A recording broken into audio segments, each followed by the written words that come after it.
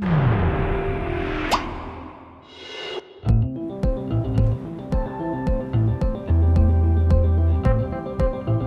qui est assez phénoménal dans le quartier Saint-Jean-Baptiste, c'est des regards sur le lointain.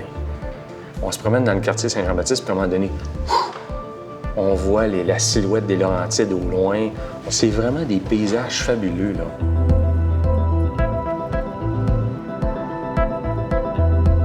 Le quartier Saint-Jean-Baptiste est presque un belvédère. On peut voir la nature intouchée depuis la ville.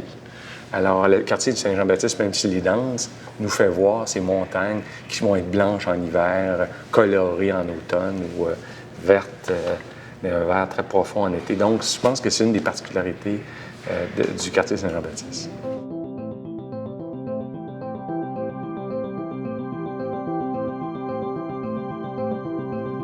Dans un environnement patrimonial, l'idée, c'est de continuer une histoire.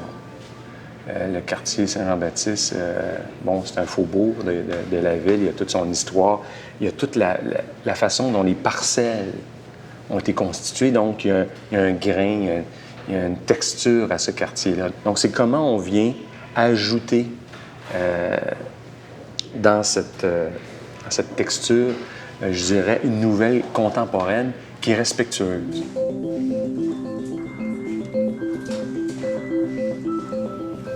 Comment continuer cette histoire-là en étant conscient de ce qui était fait avant, mais sans nécessairement copier ce qui était là, mais faire en sorte qu'on vienne ajouter un morceau dans ce grand ensemble qui met en évidence ce qui était fait avant, puis qui montre la réalité contemporaine. C'est presque, je dirais un peu, si on faisait de la dentelle architecturale.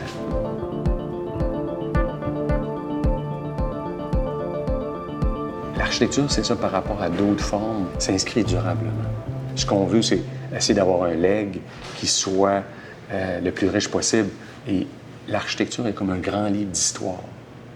On comprend à travers l'architecture les valeurs d'une société, ce qui a été important à un certain moment donné. Quand on regarde les églises de Saint-Jean-Baptiste, on dit « wow! » À un moment, ça a été extrêmement important dans la société, donc de voir ces clochers incroyables qui percent. Alors, donc, c'est pour ça que je trouve fabuleux de conserver l'architecture, parce qu'elle permet à notre génération, mais à celles qui vont nous suivre, de comprendre quels ont été les autres. Je pense que c'est probablement les témoignages les plus riches, et dans le lieu, d'une certaine façon, on comprend les vies antérieures.